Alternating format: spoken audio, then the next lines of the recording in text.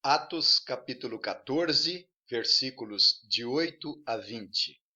Em Listra costumava estar assentado certo homem aleijado, paralítico desde o seu nascimento, o qual jamais pudera andar.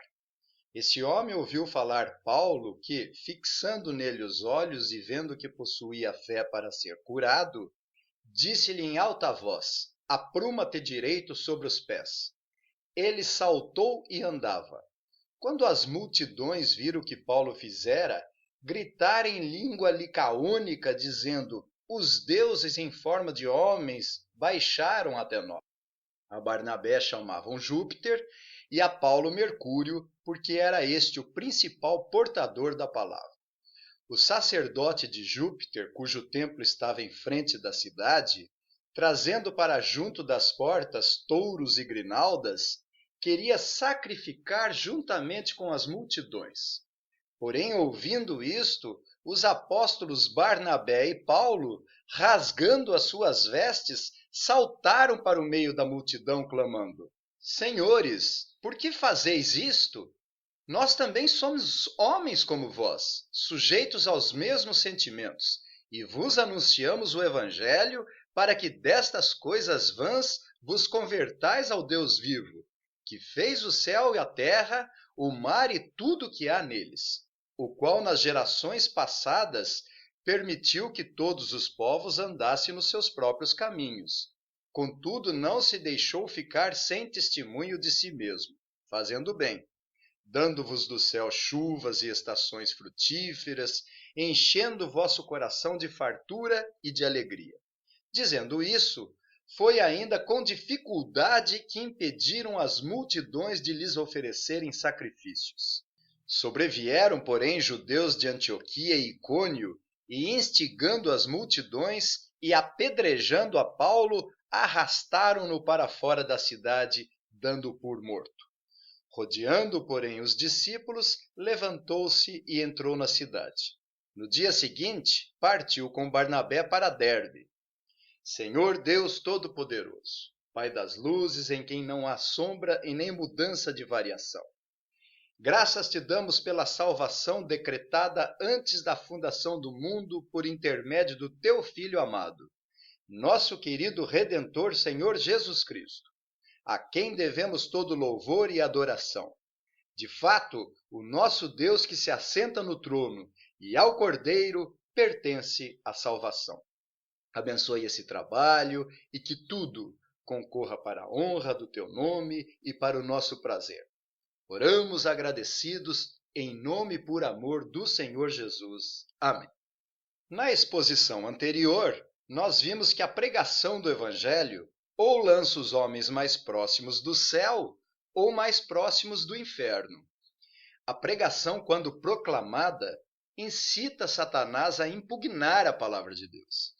As tribulações que ocorrem aqui nessa vida não são meramente humanas, mas a causa desses problemas é uma reprodução do que acontece nas regiões celestes.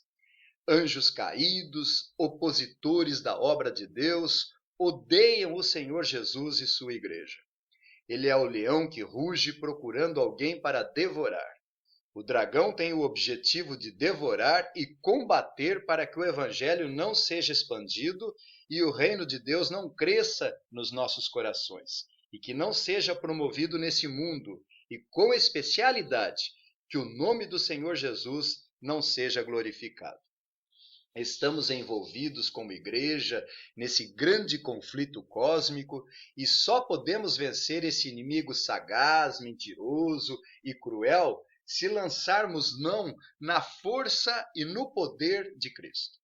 A nossa luta não é contra o sangue e a carne, e sim contra os principados e potestades, contra os dominadores desse mundo tenebroso, contra as forças espirituais do mal nas regiões celestes. Entretanto, as trevas não prevalecerão contra a luz e o evangelho será anunciado até os confins da terra para a glória do Senhor Jesus. Esse texto continua com a oposição dos judeus, agentes do diabo e com violenta perseguição, resultando no apedrejamento de Paulo. O que importa para Paulo é que o evangelho seja expandido até os confins do mundo. Vamos considerar essa porção da palavra de Deus e eu chamo a atenção para o milagre realizado por Paulo aqui nos versículos de 8 a 10. Em Listra, costumava estar assentado certo homem aleijado, paralítico desde o seu nascimento, o qual jamais pudera andar. Esse homem ouviu falar Paulo, que fixando nele os olhos e vendo que possuía fé para ser curado, disse-lhe em alta voz: apruma-te direito sobre os pés.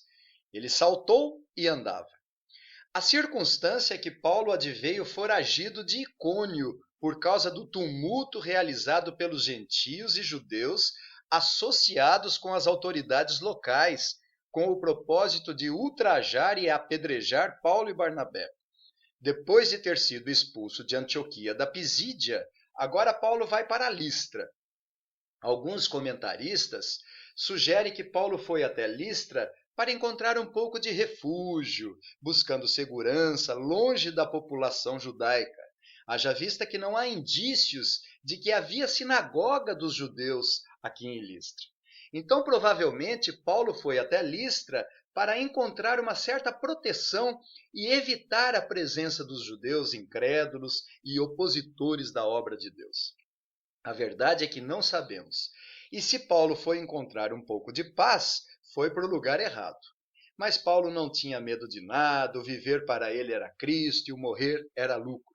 O certo é que Paulo foi para Listra, um pouco mais ao sul de Icônio, em direção ao mar Mediterrâneo, na região da Galácia, e lá havia pregado o evangelho. E certo homem aleijado, paralítico desde o seu nascimento, o qual jamais havia andado, creu no evangelho de nosso Senhor Jesus Cristo, pela graça de Deus, através da pregação de Paulo. E quando Paulo percebeu que ele tinha fé, então confiantemente ordenou ao coxo em alta voz: apruma-te direito sobre os pés. Ele saltou e andava. Houve realmente um grande milagre e muito semelhante ao milagre realizado por Pedro, que curou um coxo na porta do templo chamado Formosa. A mesma palavra grega cholos é para o aleijado de Paulo e também para o coxo de Pedro. Ambos os aleijados eram congênitos e connaturais. Ambos fitaram os olhos diretamente naqueles que haveriam de ser curados. E existe a mesma expressão no grego para fitaram os olhos. E ambos saltaram em cumprimento a Isaías 35, 5 e 6, que diz: então se abrirão os olhos dos cegos e se desimpedirão os ouvidos dos surdos. Os coxos saltarão como cervos e a língua dos mudos cantará, pois águas arrebentarão no deserto e ribeiros no ermo. E ainda em ambas as curas, os observadores dos milagres, equivocadamente, atribuíram o poder aos apóstolos Pedro e Paulo. E os dois imediatamente fizeram questão de contradizê-los, informando-os que quem realizou a cura foi o ato do próprio Senhor Jesus Cristo pelo poder do Espírito Santo. Há mais algumas semelhanças. Por exemplo, Pedro e Paulo foram libertos da prisão. Ambos ressuscitaram. Pedro ressuscitou Dorcas em Jope e Paulo ressuscitou Eutico, que caíra do terceiro andar proveniente de um sono. O reverendo Paulo Anglada disse que possivelmente Lucas, com esses episódios parecidos entre Pedro e Paulo, esteja querendo ensinar e ressaltar duas coisas importantes. A primeira, disse o reverendo Paulo, é que o apóstolo dos judeus e apóstolo dos gentios tinham a mesma autoridade divina. E, em segundo lugar, de forma inspirada, Lucas queria mostrar a unidade da Igreja de Cristo. Não importa se o evangelho é pregado por Pedro ou Paulo, se pelos judeus ou gentios. Não importa se o evangelho é pregado em Jerusalém ou Listra. O que importa é o testemunho do evangelho pregado poderosamente em Jerusalém, em toda a Judéia e Samaria por Pedro e até os confins da terra por Paulo. O que importa é o poder do evangelho de nosso Senhor Jesus Cristo. O mesmo poder que autentica a pregação do apóstolo Pedro foi o mesmo poder de Paulo. Mas a passagem continua e nós temos o resultado desse grande milagre. É-nos dito aqui nos versículos 11 a 13. Quando as multidões viram o que Paulo fizera, gritaram em língua licaônica, dizendo: os deuses em forma de homens baixaram até nós. A Barnabé chamavam Júpiter e a Paulo Mercúrio, porque era este o principal portador da palavra. O sacerdote de Júpiter, cujo templo estava em frente da cidade, trazendo para junto das portas touros e grinaldas, queria sacrificar juntamente com as multidões. Quando as multidões viram o grande milagre, começaram a falar na língua deles, própria daquela região, licaônica, e houve uma grande confusão. Podemos imaginar que Paulo e Barnabé não estavam entendendo nada e talvez pensassem, por causa do sacerdote de Júpiter, cujo templo estava em frente da cidade, trazendo para junto das portas touros e grinaldas que queria sacrificar juntamente com as multidões, talvez Paulo e Pedro imaginassem que estaria ocorrendo uma festa pagã. Simon Castemaker comenta que o fato daquele povo atribuir a Barnabé, no latim Júpiter, correspondente ao grego Zeus, e Paulo chamavam Mercúrio, correspondente ao grego Hermes, foi por causa de uma lenda contada por Ovídio em seu livro Metamorfose, quando em certa ocasião os dois deuses, Zeus e Hermes, apareceram em forma de metamorfose humana naquela região, cujos habitantes se recusaram a dar-lhes acomodações nas suas casas. E acabaram achando hospedagem em uma casinha humilde de um casal muito pobre, que por causa da hospedaria e como recompensa, foi transformado em um templo com o sacerdócio desse casal.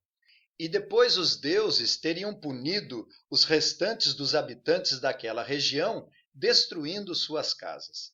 Esta lenda era viva entre os habitantes de Listra, e por causa desse grande milagre realizado por Paulo, as multidões relacionaram com a lenda contada por Ovídio, então as multidões gritaram: os deuses em forma de homens baixaram até nós.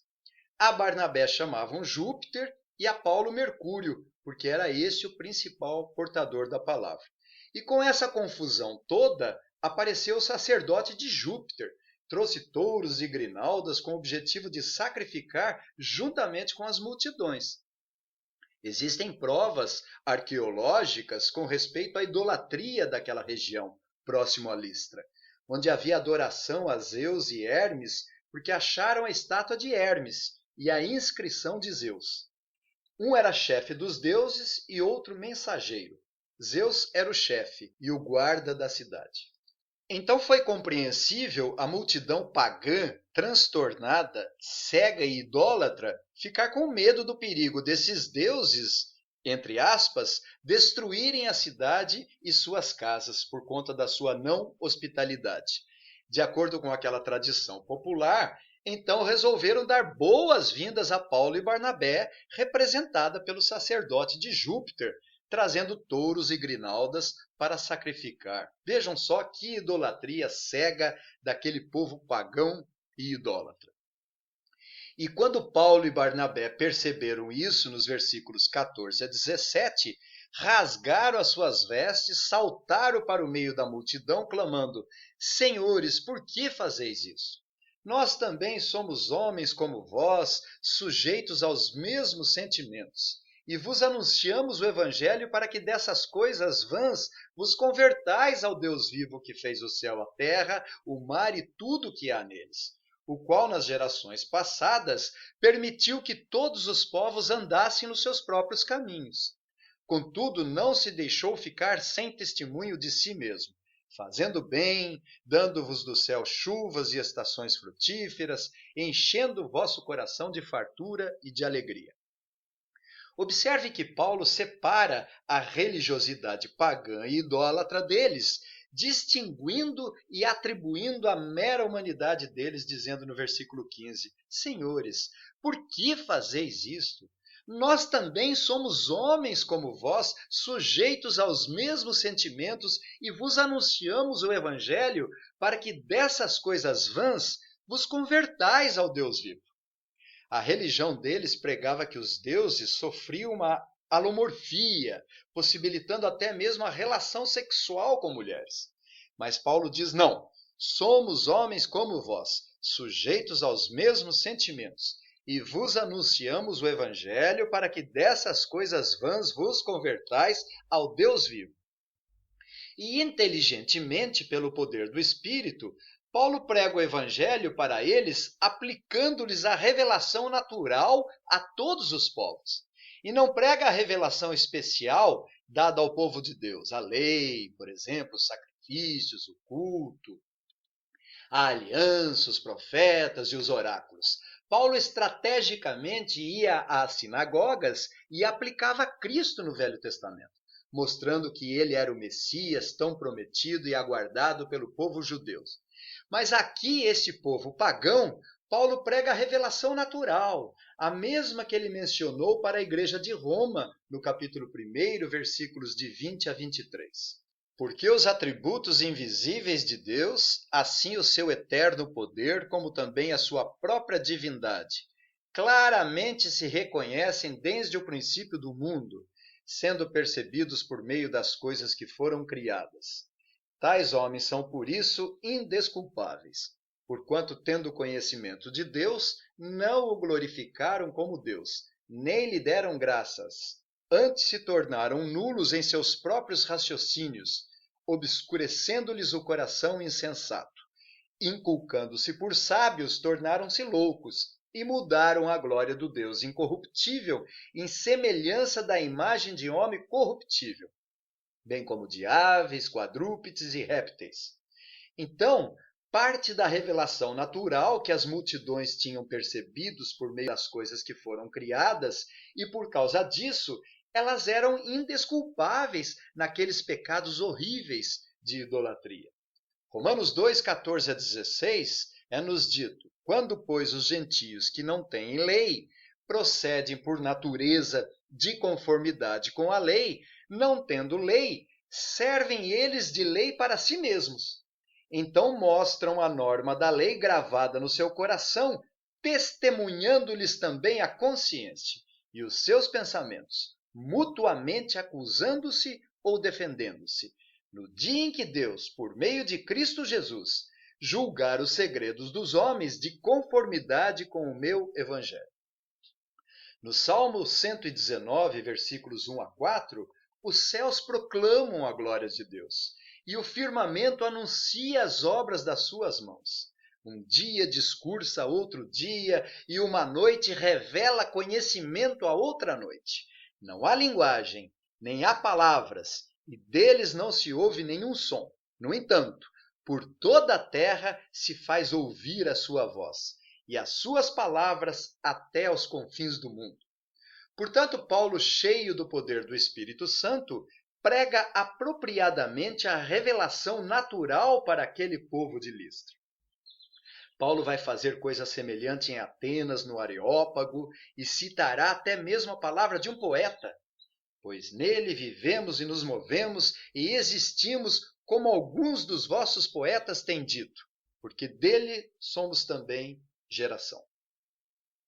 Portanto, Paulo prega a graça comum de Deus estendida a toda a humanidade, lembrando que o Deus vivo, que fez o céu, a terra, o mar e tudo o que há neles, o qual nas gerações passadas permitiu que todos os povos andassem nos seus próprios caminhos, contudo, não se deixou ficar sem testemunho de si mesmo, fazendo bem, dando-vos do céu chuvas e estações frutíferas, enchendo o vosso coração de fartura e de alegria.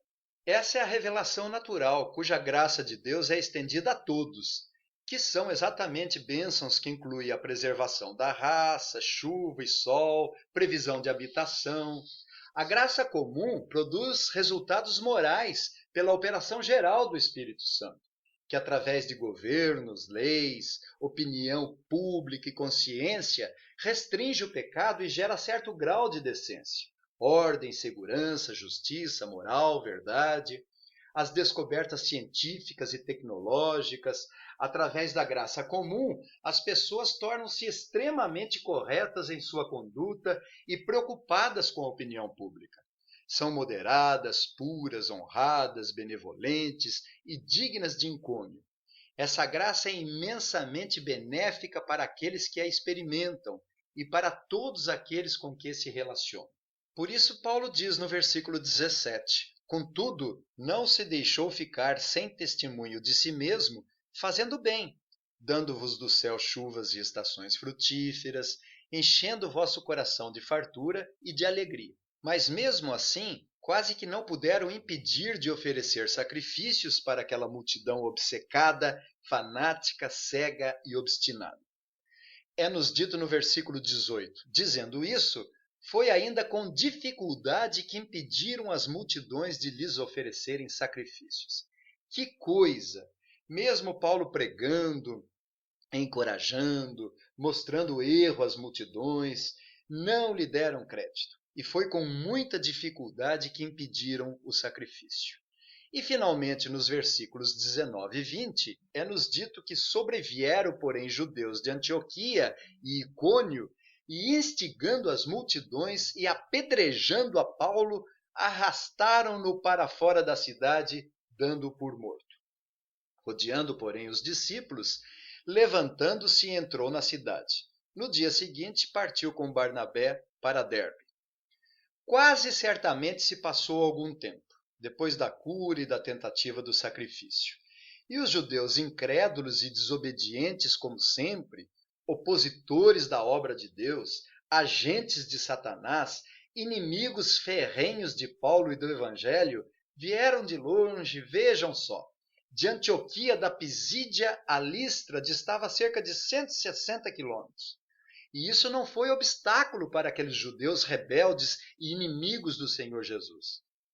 Vieram também de Icônio e instigaram as multidões. Lucas não descreve aqui como isso ocorreu. E não sabemos a origem dessa perseguição. Provavelmente, como sempre, foi decorrente da pregação de Paulo. Paulo não parava e sempre instruía, pregava o evangelho e procurava arrancar as pessoas das trevas para a luz. Mas nada indica que Paulo teve oportunidade de se defender das acusações. E os judeus começaram a caluniar e se opor à obra de Paulo, chegando ao ponto do assassinato por apedrejamento. Mas pela graça e proteção milagrosa de Deus, isso não foi possível.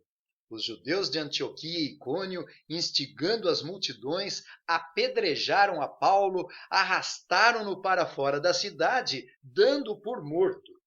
Podemos nos perguntar, nesse episódio horripilante, capaz de apavorar qualquer um de nós, se Paulo, na hora que estava sofrendo a violência injusta, não teria se lembrado de Estevão quando foi morto da mesma forma, com o consentimento dele. Então, afundado na cegueira da sua religião na época. Mas que coisa! As multidões são tidas na Bíblia como voltárias e voláteis. Uma hora diz uma coisa, outra hora faz outra coisa, hosana aqui, crucifica ali, queriam sacrificar em prol de Paulo aqui, apedrejaram-no ali. Que instabilidade espiritual! O povo de hoje é a mesma coisa. Acredita em tudo o que se diz. Eles odeiam as Escrituras e não se firmam nelas. O povo é inconstante, frágil, que tende com facilidade para qualquer caminho e erram porque não conhece as Escrituras e nem o poder de Deus. Apedrejaram de tal forma o apóstolo que pensaram que ele estivera morto e arrastaram-no para fora da cidade. Vejam só, que descaso, que ódio pelo Evangelho. O diabo e seus filhos têm um ódio mortal. Jogaram Paulo desmaiado como se fosse algum objeto fora da cidade. Mas graças a Deus pela igreja que o rodeou, provavelmente para orar por ele, acudi-lo. É-nos dito no versículo 20. Rodeando, porém, os discípulos, levantou-se e entrou na cidade. No dia seguinte partiu com Barnabé para Derbe. Tudo indica que os perseguidores haviam ido embora e, surpreendentemente, Paulo não havia morrido. Pode ser que tenha sido redivivo, mas o texto não indica que ele havia ressuscitado. E quase certamente ele esteve desacordado e desmaiado e machucado por causa da tamanha violência. Todavia levantou-se e entrou na cidade, provavelmente na casa e na proteção de algum discípulo, e no dia seguinte partiu com Barnabé para Derbe. Claro que esse episódio nunca saiu da mente de Paulo, pois 2 vezes ele mencionou esse incidente importante aos Gálatas, cuja cidade de Listra fazia parte da região da Galácia. No capítulo 6, versículo 17, quanto ao mais, ninguém me moleste, porque eu trago no corpo as marcas de Jesus. Certamente esse episódio deixou cicatrizes no apóstolo Paulo. Essa ocorrência horrorosa está singularmente identificada porque em 2 Coríntios, capítulo 11, 25, Paulo escreveu que foi apedrejado uma vez. E foi essa vez aqui no nosso texto. Mas eu chamo a atenção da coragem e disposição de Paulo. Observe no final do versículo 20. No dia seguinte, partiu com Barnabé para Derbe, onde pregou o evangelho. Que disposição do apóstolo! No dia seguinte, Paulo e Barnabé se deram conta de que seus esforços missionários chegaram, temporariamente no final, em Listra. Se levantaram e foram a uma distância considerável em direção ao sul-sudeste, cerca de 100 quilômetros, até Derbe. Caminhando sem interrupção, provavelmente chegaram lá depois de 3 dias, hoje na região da Turquia, para pregar o evangelho de nosso Senhor. Apenas para concluir, quero ressaltar algumas lições rápidas. Em primeiro lugar, a unidade da igreja. Não importa se é Pedro ou Paulo que pregam o evangelho. Não importa se é em Jerusalém ou Listra. Não importa se são os judeus ou gentios. Mas o que importa é o mesmo evangelho sendo pregado, que opera pelo poder do Espírito Santo até hoje nos corações dos incrédulos, produzindo salvação e santificação no coração dos salvos. O maior tesouro que os crentes têm é o Evangelho de nosso Senhor. E não importa quem pregue. O que importa é que o Evangelho do Reino será pregado por todo o mundo, até os confins da terra, para testemunho a todas as nações. Então virá o fim. Isso é o relevante, o poder do Evangelho. Em segundo lugar, nós vemos a cegueira e força da superstição. Mesmo Paulo e Barnabé gritando que não eram deuses coisa nenhuma, ainda assim foi com muita dificuldade que eles dissuadiram as multidões de sacrificar. Mas depois quase mataram Paulo. As multidões são assim, volúveis, por causa da cegueira em que se encontram. Mas em terceiro lugar, talvez a principal lição desse texto esteja relacionada à forma da pregação de Paulo relatada por Lucas. Como Paulo foi flexível com relação à pregação do Evangelho. Em Antioquia, na sinagoga dos judeus, Paulo expôs as Escrituras a partir do Velho Testamento, mostrando que o Senhor Jesus Cristo havia de vir. E nesse texto, Paulo tem a sabedoria aos gentios de pregar o Deus Criador a partir da revelação natural, como fará em Atenas, conforme veremos se Deus quiser. Mas Paulo pregou com ousadia, com coragem, com perseverança, sai de Listra e vai a Derbe pregar o evangelho com perseverança. Que Deus nos dê a mesma graça que deu a Paulo, para perseverarmos e testemunharmos o evangelho de nosso Senhor. Qual a nossa marca? Qual o nosso currículo vitae? Estamos preparados para sofrer e perseverar no evangelho como Paulo perseverou? Que o Senhor nos ajude a responder positivamente. Amém.